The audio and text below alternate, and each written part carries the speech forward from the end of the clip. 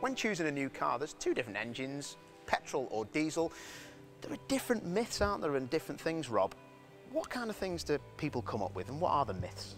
I think generally you'll find that diesels will generally do better mile per gallon, but they can be a little bit dearer to repair as opposed to your petrol, which will be a little bit dearer to run but will be cheaper to repair. Generally it's all about your personal circumstances to which one suits you better. Okay, so if I was to come in and say I wanted to drive 20,000 miles up and down a motorway, diesel would probably be better. Diesel would be fantastic, you'd save a lot of money on fuel.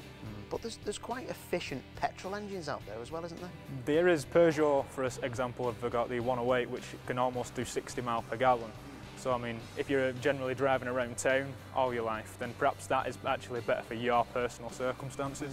And what about characteristics of engines? Some people like the feel of a diesel, don't they, as opposed to a petrol? That's right, yeah. What does that mean, characteristics of an engine? Well, you'll generally find the characteristics of a diesel in comparison to a petrol. You'll have a lot more low-down torque in the rev range, whereas your petrols will generally pick up towards the top end of the rev range. Okay, so you'd be changing gear less in a diesel? Yeah, potentially, yeah. So Rob, there's a funny myth, isn't there, about running out of fuel in a diesel compared to a petrol. What are the differences? A lot of diesels nowadays, they don't have lift pumps in the engine and in fuel tank, so if you were to run out of diesel, then there is no way to start your actual car. You'd be stranded at the side of the road. Okay, so is that extra cost then? Obviously you'd have to pay for a recovery truck and you'd have to get it into your local garage.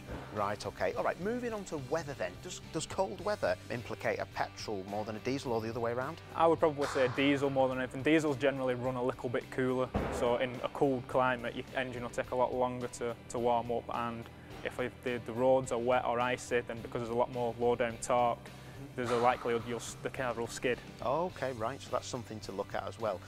What about servicing on a diesel compared to a petrol? I think you'll find when you're servicing a diesel, the parts are a lot dearer to start with, so when you compare the two, a petrol is a lot cheaper.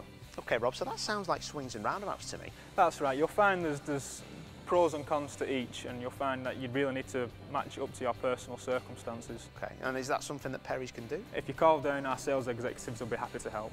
Perfect, I might do that. Well, thank you for all that information. All right. Spot on. Thanks.